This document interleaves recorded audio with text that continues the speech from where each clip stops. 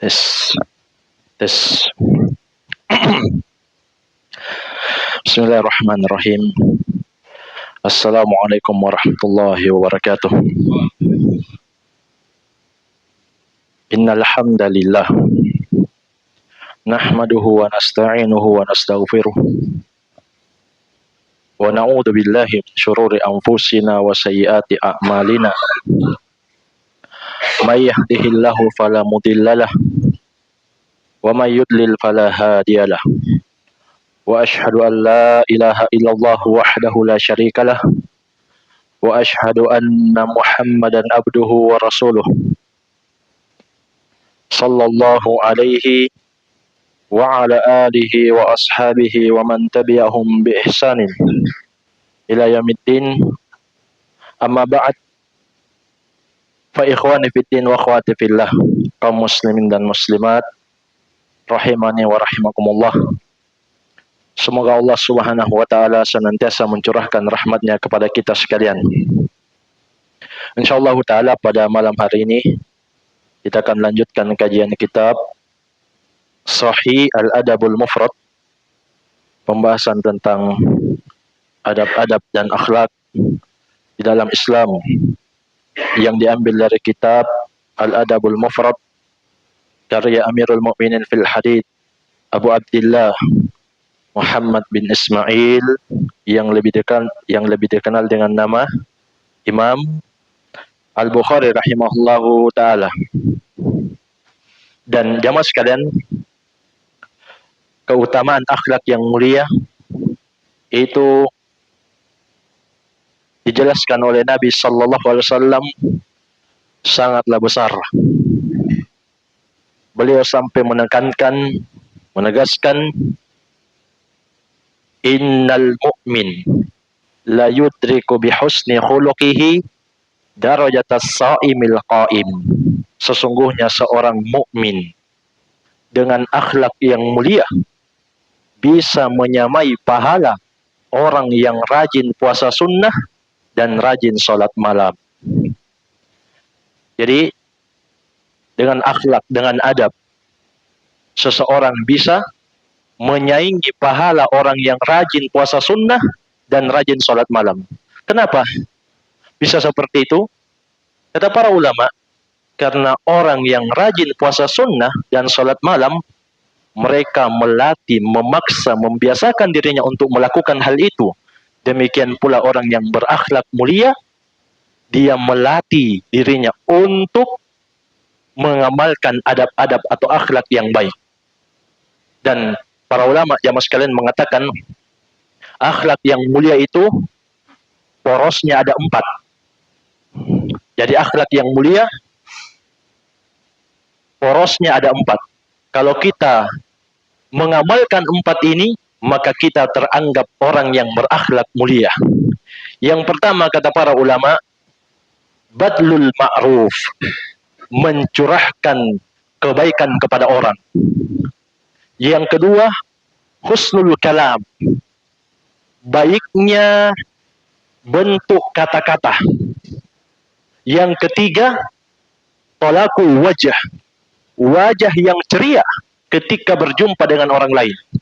Yang keempat, kaful ada anin nas, melawan, menahan gangguan dari manusia. Ini mencakup 2 makna, yaitu dia tidak suka ganggu orang, tidak suka sakiti orang dengan mulutnya maupun dengan tangannya. Dan makna yang kedua, dia mampu bersabar jika seseorang mengganggunya. Jadi akhlak yang mulia itu berat. 4 porosnya. Harus memberi kebaikan, baik dalam berbicara, wajah selalu ceria, dan menahan gangguan yang datang dari orang lain dan juga gangguan yang muncul dari dirinya.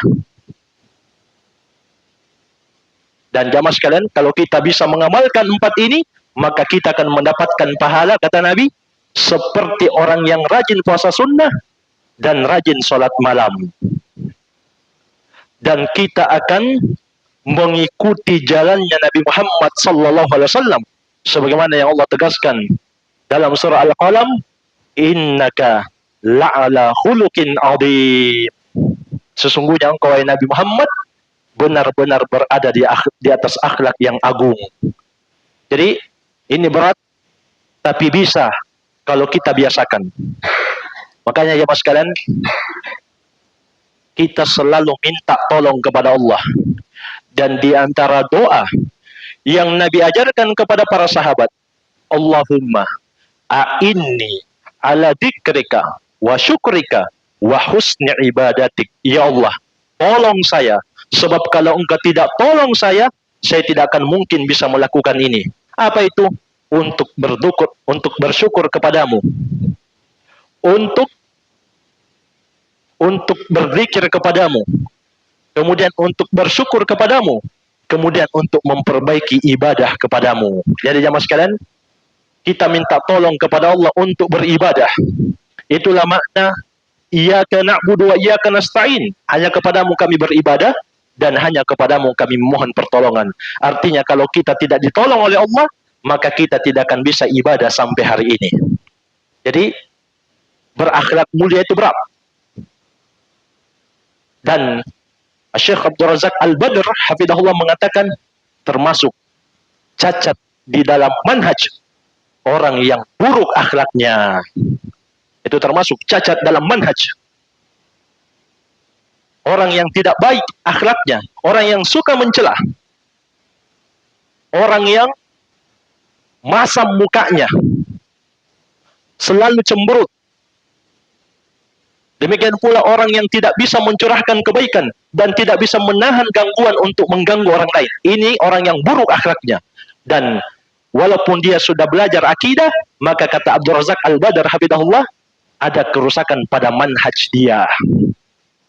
Jadi, jemaah sekalian, mempelajari adab, mempelajari akhlak bukan hal yang sepele, tapi hal yang penting. Sebagaimana yang disebutkan oleh Nabi, seseorang akan mendapatkan pahala orang yang rajin puasa sunnah dan rajin sholat malam. Semoga Allah Subhanahu wa Ta'ala mencurahkan kita semua yang hadir pada malam hari ini akhlak yang mulia. Amin. Kata penulis rahimahullah, bab la yukallaful abdu minal amal ma la yutiq. Bab tidak boleh membebani budak atau pekerja atau anak buah atau pelayan pekerjaan yang dia tidak mampu. Ini termasuk adab yang mulia.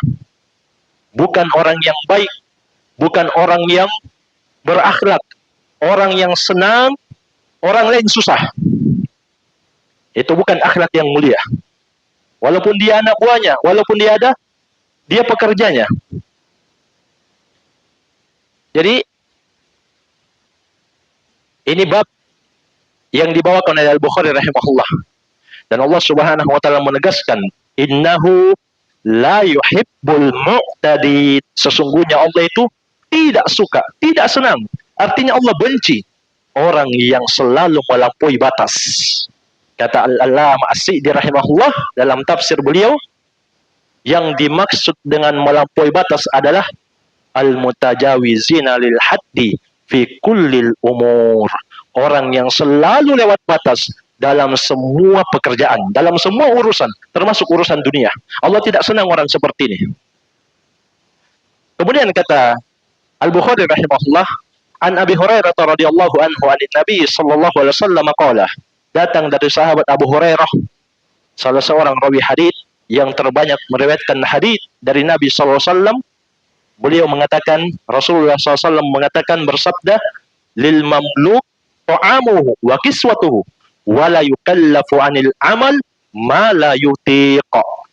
Untuk orang yang dikuasai, apakah dia budak atau dia pekerja atau dia anak buah, pelayan, haknya makanan dan pakaian seperti yang dimakan dan dipakai tuannya. Wala yukallafu minal amal ma la yutiq. Dan dia tidak boleh diberikan pekerjaan yang dia tidak mampu lakukan. Ini juga telah disebutkan pada bab sebelumnya. Kemudian kata Al-Bukhari rahimahullah, babu nafaqatir rajul ala abdihi wa khadimihi sadaqatun. Bab infak, pemberian seseorang kepada budaknya, kepada pelayannya, pekerjanya, itu teranggap sedekah. Kata Al-Bukhari rahimahullah, anil Mikdam sami'an Nabiya sallallahu alaihi wasallam yaqul, dari Al-Mikdam. Al-Mikdam ini seorang sahabat yang mulia, sebagaimana disebutkan oleh Ad-Dahabi dalam kitabnya Syiar A'lamin Nubala. Beliau mendengarkan Nabi sallallahu alaihi wasallam bersabda, "Ma'at amta nafsaka, fahuwa sadaqah." Apa yang kamu berikan untuk dirimu seperti makanan, itu juga sedekah. Wa ma'at amta waladaka wa zaujataka wa khadimaka fahuwa sadaqah. Apa yang kamu berikan, makanan yang kamu berikan kepada anakmu, kepada istrimu, dan kepada anak buahmu, pekerjamu, itu juga teranggap sedekah. Jadi luar biasa jamaah sekalian. Ini membantu kita untuk bersemangat mencari uang, mencari nafkah. Membantu kita ketika kita capek, ketika kita lemah, kita ingat ini hadis, maka kita insyaallah taala kembali semangat. Cuma jamaah sekalian, di dalam hadis Ibnu Mas'ud yang dikeluarkan oleh Al-Bukhari dan Muslim, Nabi sebutkan syaratnya. Beliau mengatakan, "Idza anfaqal muslim nafaqatan ala ahlihi." Idza anfaqal muslimu nafaqatan ala ahlihi wa huwa yahtasibuha kanat lahu sadaqatan. Apabila seorang muslim berinfak, bersedekah, memberikan nafkah untuk keluarganya, anaknya, istrinya, keluarganya, wa huwa yahtasibuha, dalam kondisi dia mengharap pahala. Jadi tidak boleh tidak jamaah sekalian. Harus ada harapan. Jadi ketika kita bekerja, ketika kita cari uang, cari nafkah, maka kita harus berharap pahala. Kanat lahu sadaqatan, maka barulah dianggap sedekah. Jadi kalau dia tidak berharap, maka dia tidak dapat pahala. Tapi dia juga tidak berdosa. Tapi kalau dia tidak mencari uang, mencari nafkah yang wajib, maka dia berdosa. Jadi ini termasuk kekeliruan orang yang lebih mendahulukan yang hukumnya tidak wajib dibanding hukum yang wajib. Cari nafkah itu wajib, sedangkan keluar untuk dakwah hukumnya fardu kifayah. Perhatikan jamaah sekalian, cari uang, cari nafkah untuk anak, untuk istri, itu wajib. Keluar untuk dakwah fardu kifayah. Apa artinya fardu kifayah? Kalau sudah ada kaum muslimin yang keluar, sudah ada kaum muslimin yang menegakkan, maka yang lain tidak berdosa. Tapi kalau dia tidak cari uang, tidak cari nafkah, maka dia menanggung dosa di hadapan Allah Subhanahu wa taala. Sekarang pertanyaannya, nafkah itu apa saja? Ada yang tahu? Yang mana yang dimaksud dengan nafkah yang wajib? Kalau skincare masuk tidak? Nafkah yang wajib.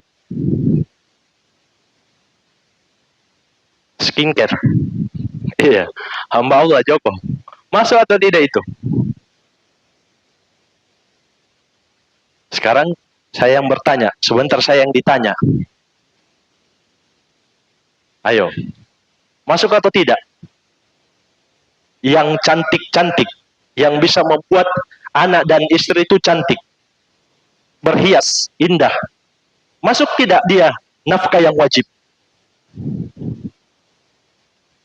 Ada yang bilang masuk, ada yang bilang tidak.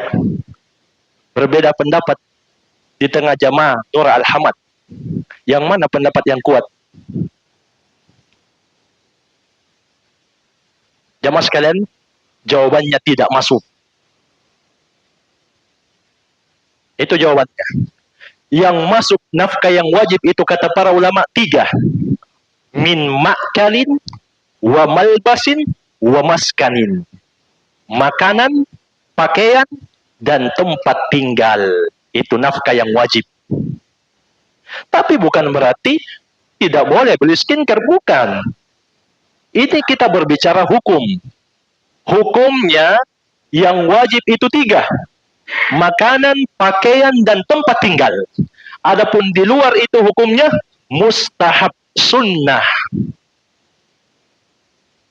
Al-Allamah Al-Fauzan Habibullah, Mufti Saudi saat ini, ketika ditanya apakah seorang ayah wajib memberikan keperluan berhias untuk putrinya agar supaya putrinya bisa indah, cantik, kata beliau Habibullah, sunnah hukumnya, tidak sampai wajib. Jadi itu sunnah. Dan suami akan mendapatkan pahala sunnah jika dia mempercantik anak dan istrinya. Dan Allah Subhanahu wa taala menegaskan, "Innallaha yuhibbul muhsinin." Sesungguhnya Allah senantiasa mencintai orang-orang yang berbuat kebaikan, apalagi terhadap keluarga. Jamaah sekalian, itulah orang yang paling berhak, yang paling utama, yang harus kita lakukan baik untuknya, yang harus kita berikan kebaikan untuknya, yang harus kita banyak senyum kepadanya. Jadi itu ya, ilmu baru. Nafkah yang wajib itu, jadi suami sebentar pulang, cuma 3 saja. Pakaian, makanan, dan rumah, tempat tinggal.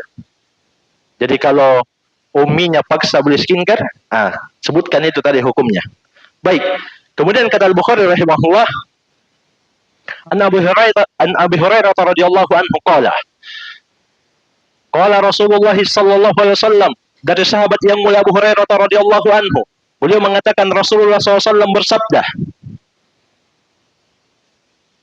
khairus sadaqati ma baqqa ginan wal yadul ulya khairun minal yadis sufla wabda biman ta'ul.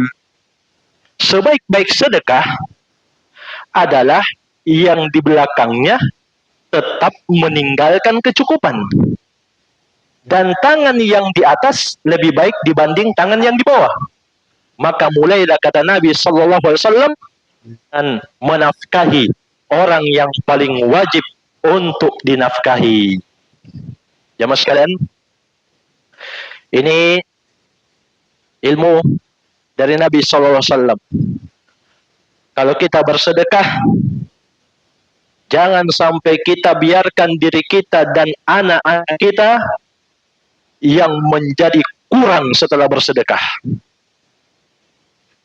Jadi bersedekah boleh, tapi jangan sampai membuat kita dan anak-anak kita justru menjadi orang yang butuh dan minta. Karena itu Nabi pernah mengingatkan seorang sahabat yang hendak membelanjakan seluruh hartanya,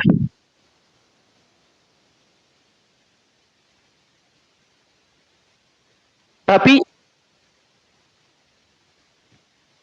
di belakangnya ada anak-anaknya, dan saat itu dia sedang sakit, yang sakitnya dia khawatirkan berujung dengan kematian. Maka apa kata Nabi? Innaka antandaro innaka antadara warasataka agniya khairun laka min antadarahum alatan yatakaffafuna nas. Nabi ingatkan sahabat ini, kamu meninggalkan anak-anakmu dalam keadaan kaya, cukup, itu lebih baik dibanding kamu meninggalkan mereka dalam keadaan miskin dan akan meminta-minta kepada orang. Jadi saat itu sahabat ini ditegur oleh Nabi karena dia mau belanjakan seluruh hartanya. Nabi katakan, kamu tinggalkan anakmu dalam kondisi kaya, lebih baik, cukup, lebih baik dibanding dia kamu tinggalkan dalam kondisi miskin, butuh, sehingga dia harus minta-minta ke orang. Akhirnya sahabat ini hanya menyedekahkan 1/3 hartanya. Itu pun kata Nabi, wathuluts kathir, 1/3 itu sudah banyak. Jadi kalau uangnya dia tinggal 90 juta, dia infakkan paling maksimal 30 juta. Itu pun kata Nabi sudah sangat banyak. Baik, ini orang yang berinfak dalam kondisi dia akan tahu bahwa dirinya akan wafat. Ada punya mas kalian, kalau dia yakin bahwa walaupun dia menginfakkan seluruh hartanya atau kebanyakan hartanya tidak akan memudaratkan dia, maka itu dianjurkan. Dalilnya mana? Abu Bakar As-Siddiq. Beliau pernah datang dengan seluruh hartanya. Umar datang dengan separuh hartanya.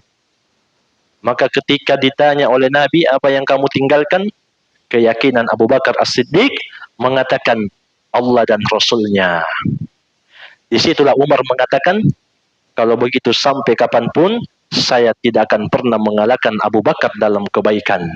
Itulah yang membuat Abu Bakar As-Siddiq sebagai orang yang paling dicintai oleh Nabi Sallallahu Alaihi Wasallam. Baik, jadi tangan yang di atas lebih baik dibanding tangan yang di bawah. Maksudnya orang yang berinfak lebih baik dibanding orang yang menerima. Kemudian ya mas sekalian, di surah Al-Baqarah Allah Subhanahu wa taala berfirman, jadi mereka bertanya kepada Nabi sallallahu alaihi wasallam di ayat yang ke-219, wa yas'alunaka madza yunfikuna qulil afwa. Mereka bertanya kepadamu, apa yang mereka infakkan? Qulil afwa, katakanlah satu pemberian. Pemberian yang dimaksud di sini jamaah sekalian, kata Al-Allamah di tafsir Abdurrahman bin Nasir As-Sa'di rahimahullah, wa huwal mutayassar min amwalihim, yaitu yang mudah dari hartanya. Jangan dia paksa. Alladzi la tata'allaqu bihi hajatuhum wa daruratuhum, yang tidak mengganggu kebutuhannya dan keperluannya yang darurat. Wa hada yarji ila kulli ahadin bihasabihi. Infak ini kembali ke kondisi orang masing-masing. Min ghanin wa fakirin wa mutawassitin. Ada orang yang kaya, ada orang yang miskin, ada orang yang tengah-tengah. Kullu lahu qudrah ala infaqi ma afa min malihi. Semua bisa bersedekah dari harta yang dia miliki, walau syaqqa tamrah, walaupun dengan sepotong kurma. Jadi jamaah sekalian, bagaimanapun keadaan kita, kaya, tengah-tengah atau miskin, kita bisa bersedekah dengan dalil ayat ini. Qulil afwa, katakanlah satu pemberian. Pemberian yang dimaksud di sini semampu orang yang akan bersedekah. Walaupun kata Sidi rahimahullah, sepotong kurma seandainya itu masih diterima. Seandainya itu bermanfaat, dan tentu bermanfaat, karena itu ada dalam hadis Nabi sallallahu alaihi wasallam, beliau mengatakan, "Fattakun nar walau bisyikki tamratin." Bentengi dirimu dari neraka walaupun bersedekah dengan sepotong kurma. Artinya tidak akan ada yang sia-sia di hadapan Allah Subhanahu wa taala. Baik. Kemudian jemaah sekalian, kata Al-Bukhari rahimahullah di dalil berikutnya, beliau mengatakan, an Abi Hurairah taqala, dari sahabat Abu Hurairah, beliau mengatakan, amaran Nabi sallallahu alaihi wasallam bisadaqatin, faqala rajulun indi dinarun. Nabi sallallahu alaihi wasallam memerintahkan untuk bersedekah. Ada orang yang bilang, ya Rasulullah, saya punya 1 dinar. 1 dinar itu dijelaskan oleh para ulama, kalau uang sekarang sekitar 4/4 gram emas. Siapa penjual emas di sini? 4/4 emas 1 dinar. Berapa ya? Anggaplah 1 juta 1 gram. Berarti kurang lebih 4 juta duitnya. Apa kata Nabi? Qala anfiqhu ala nafsik. Kasih dulu nafkah untuk dirimu. Jadi diri dulu. indi akhar. Ya Rasulullah, saya punya yang lain. Maksudnya punya 1 dinar juga. Sekitar 4 juta. Qala anfiqhu ala zaujatika. Berikan infak nafkah untuk istrimu. Tapi dalam riwayat Sunan Abu Daud dan selainnya, kata Nabi, tasaddaq bihi ala waladika. Mulai dulu bersedekah, berinfak, memberi nafkah kepada anakmu.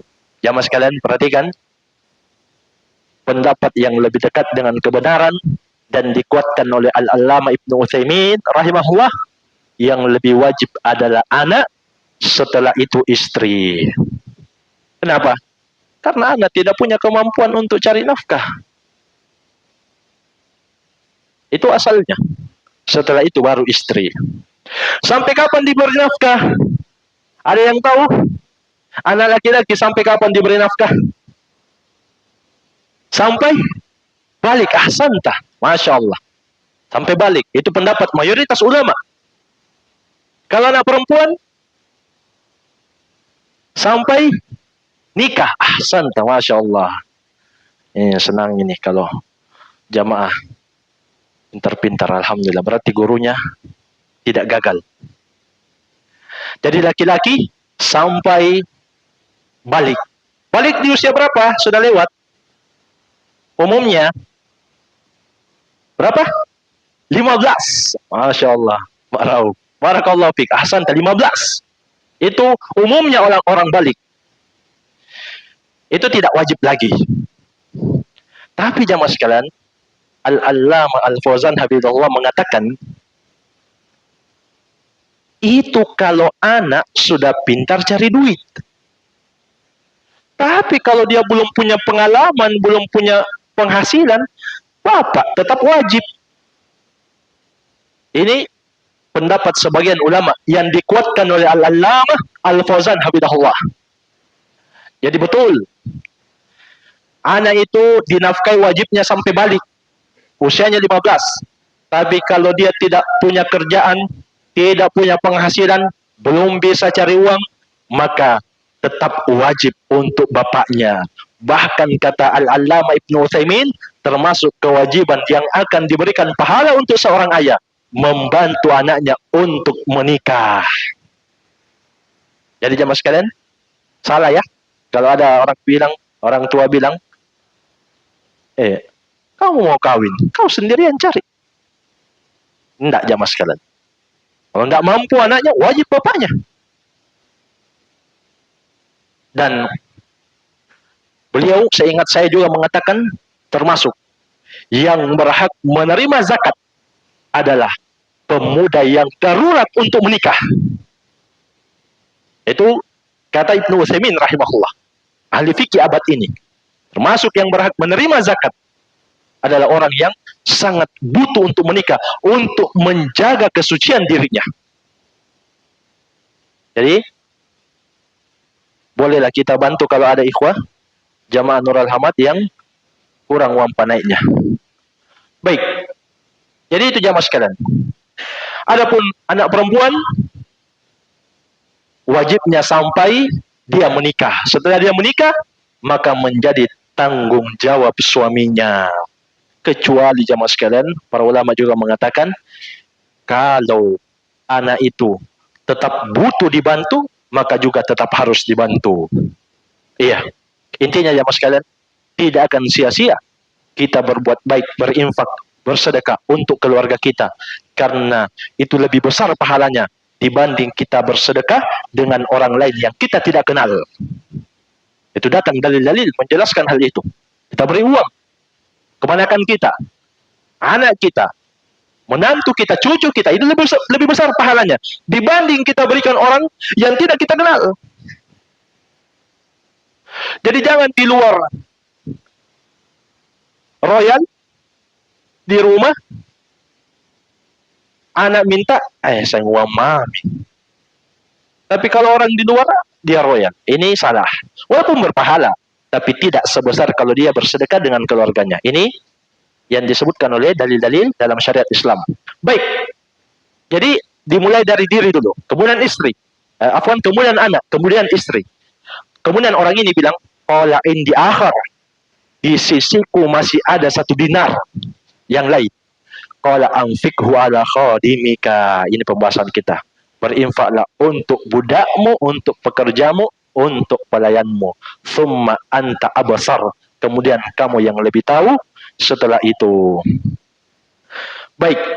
Jadi jamaah sekalian, ini semua memberikan pelajaran kepada kita bahwa ada nafkah yang wajib yang harus kita dahulukan dibanding nafkah yang sunnah. Ada sedekah yang wajib yang harus kita utamakan dibanding sedekah yang sunnah. Makanya jamaah sekalian, Allah Subhanahu wa taala berfirman dalam surah Al-Lail di ayat yang ke-17 dan 18. Wa sayujannabuhal atqa, maka akan dijauhi dari neraka yang menyala-nyala orang yang bertakwa. Siapa itu yang bertakwa? Allah sebutkan di ayat berikutnya, alladzi yu'ti malahu yatazakka, yaitu orang yang memberikan uangnya, memberikan hartanya dengan maksud untuk mensucikan dirinya. Tapi jamaah sekalian, ahli tafsir Abdurrahman bin Nasir As-Sa'di rahimahullah menukil pendapat banyak ulama. Apa pendapat kebanyakan ulama?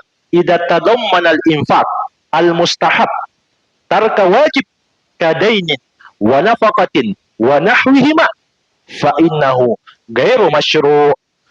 Jika bersedekah sunnah itu membuat orang meninggalkan yang wajib, seperti tidak bayar hutang atau tidak memberikan nafkah kepada anak dan istrinya, maka itu tidak disyariatkan.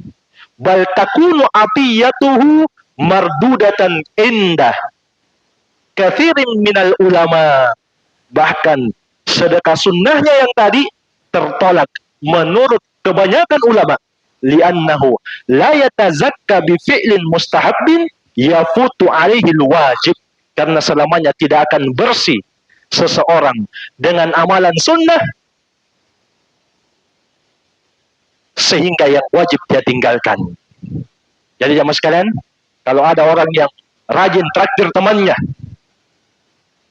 rajin kopi, iya, tapi dia punya utang yang tidak dia bayar, maka ini sedekah sunnahnya tidak bisa mensucikan dirinya dari dosa.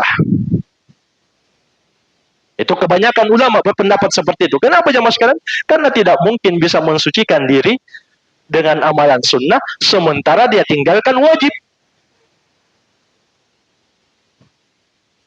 Jadi ini ilmu besar. Harta itu untuk yatazakka. Maksudnya apa? Biayyakuna qasduhu bihi tazkiyata nafsihi. Dia mengeluarkan harta, nafkah yang wajib untuk mensucikan jiwanya. Wa tathhiraha minad dunub wal uyub, yaitu mensucikan dari dosa dan kesalahan. Kita tidak lepas dari dosa dan kesalahan. Dengan harta yang kita infakkan, apalagi infak yang wajib, maka itu akan membuat kita bersih dari dosa dan kesalahan. Tapi jamaah sekalian, kalau dia utamakan yang sunnah, dia tinggalkan yang wajib seperti bayar hutang dan nafkah yang wajib untuk anak istrinya, maka sedekahnya yang sunnah itu tidak bisa mensucikan dirinya. Ini wallahu a'lam bishawab. Mungkin ini saja yang bisa kita ambil pada malam hari ini. Semoga bermanfaat. Barangkali ada yang perlu dipertanyakan, saya persilakan.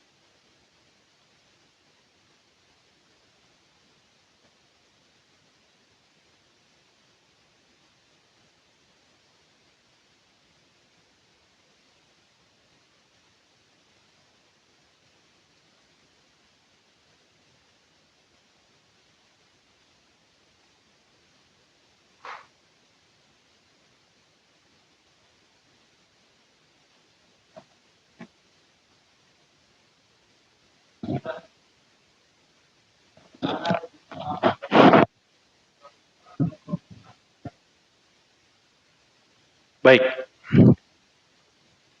ya mas kalian, mana yang lebih utama? Membayar utang orang tua atau utang pribadi? Wallahu a'lam. Tapi yang namanya utang itu wajib untuk dibayar. Karena itu Nabi kita yang mulia Muhammad sallallahu alaihi wasallam pernah mengingatkan semua orang yang masih punya tunggakan atau kezaliman untuk saudaranya. Beliau mengatakan, "Man kanat lahu matlamatuhu li akhi falyatahallal minhul yaum." Siapa yang punya kezaliman untuk saudaranya, termasuk utang kata para ulama, maka hendaklah dia minta penghalalan hari ini. Qabla alla yakuna dinarun wala dirhamun. Sebelum datang hari tidak bermanfaat lagi uang dinar dan dirham. Jadi Allah akan kisos orang yang tidak bayar utang pada hari kiamat kalau hutangnya belum dihalalkan. Sampai-sampai di kelanjutan hadits apa kata Nabi? In kana lahu hasanatun ukhidha minhu biqadri matlamatihi. Kalau dia punya kebaikan, diambil kebaikannya sekedar zalimnya. Wa illam takun lahu hasanat ukhidha min sayyiati sahibihi thumma hummila alai. Kalau dia tidak punya kebaikan, maka akan ditimpakan kejelekan kesalahan orang yang dia zalimi di dunia, kemudian diberikan kepadanya. Dalam riwayat yang lain, thumma turiha finnar, kemudian dia dilempar ke dalam neraka. Waliyadzubillah. Jadi jamaah sekalian, utang, kezaliman, ghibah, pernah menyakiti orang, itu tidak akan selesai kecuali kita minta penghalalan. Cuma yang mana yang lebih afdal? Yang mana yang lebih wajib? Utang orang tua atau utang kita? Setiap kita akan mempertanggungjawabkan perbuatan kita. Jadi Allah Subhanahu wa taala berfirman, "Yauma yafirrul mar'u min akhi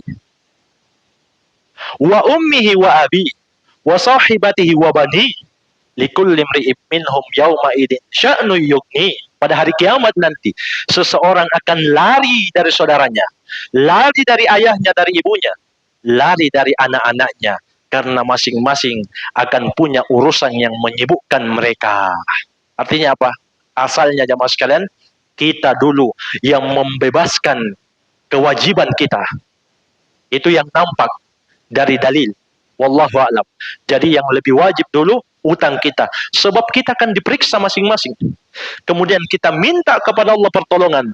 Mudah-mudahan setelah kita melunasi utang kita, kalau kita memang jujur, maka Allah akan bantu kita untuk melunasi utang orang tua kita kalau kita jujur. Dan jamaah sekalian, pernah Nabi diminta tolong untuk solati orang yang punya utang. Nabi katakan tidak, solati saja temanmu itu.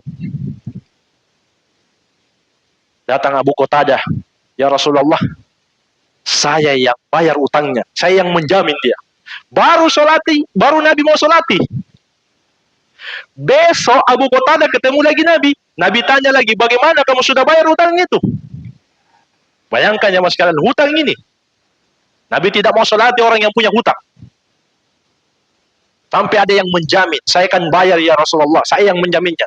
Besok ditanya lagi, sudah bayar tidak itu? Kata Abu Qatadah, belum ya Rasulullah, baru kemarin. Ditanya lagi berikutnya, sudah bayar tidak? Kata Abu Qatadah, sudah ya Rasulullah. Apa kata Nabi? Al-an baridat alaihi jilduhu. Sekarang baru dingin kulitnya. Lumayan, berapa hari itu? Panas di kubur, gara-gara utang. Subhanallah. Ini jamaah sekalian. Para ulama mengingatkan, jangan kita berhutang kecuali dalam kondisi yang mendesak. Dan ketika kita berhutang, kita harus berniat untuk membayarnya dan minta tolong kepada Allah Subhanahu wa taala. Baik jamaah sekalian, ini kurang lebihnya mungkin bisa kita sampaikan, semoga bermanfaat. Wabillahi taufik. Subhanakallahumma bihamdik, asyhadu an la ilaha illa anta astaghfiruka wa atubu ilaik. Walhamdulillahirabbil alamin. Wassalamualaikum warahmatullahi wabarakatuh.